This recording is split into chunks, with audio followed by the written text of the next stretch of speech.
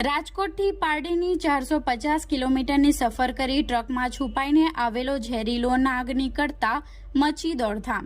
જીઆઈડીસીમાં truck ખાલી કરતા જ અચાનક ફેણ ચડાવીને કોબરા દેખાતા શ્રમિકોમાં જીવ ચોંટ્યા હતા તાળવે। કાળઝાળ ગરમી વચ્ચે વન્યજીવોના રહેઠાણ બદલાતા હવે રહેણાંક અને ઔદ્યોગિક વિસ્તારોમાં સરીસૃપો દેખાવાની ઘટનાઓ વધી રહી છે। ત્યારે પારડી જીઆઈડીસીની ક્રાફ્ટપેક ઇન્ડસ્ટ્રીઝમાં રાજકોટથી બાયોકોલ ભરીને આવેલી ટ્રકમાંથી અચાનક એક વિશાળ અને અત્યંત ઝેરીલો ઇન્ડિયન સ્પેક્ટિકલ કોબરા નીકળતા શ્રમિકોમાં ભારે ગભરાટ ફેલાયો હતો।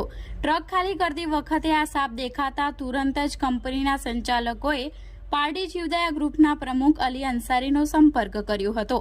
પ્રમુખની સૂચના અને માર્ગદર્શન હેઠળ ગ્રુપના સભ્યો યાસીન મુલતાની અને ઋષિ ઠાકુર ઘટના સ્થળે દોડી ગયા હતા અને રેસ્ક્યુ ઓપરેશન દરમિયાન કોબરા અત્યંત આક્રમક મૂડમાં જોવા મળ્યો હતો।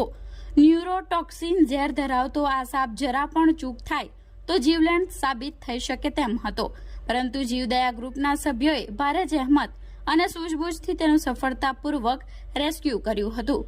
રાજકોટથી વલસાડ સુધીની અંદાજે 450 કિલોમીટરની મુસાફરી ટ્રકમાં બેસીને કરનાર આ ઝેરીલા મહેમાનને સુરક્ષિત રીતે પકડી લઈ જંગલવાળા વિસ્તારોમાં મુક્ત કરવામાં આવતા સૌએ રાહતનો શ્વાસ લીધો હતો।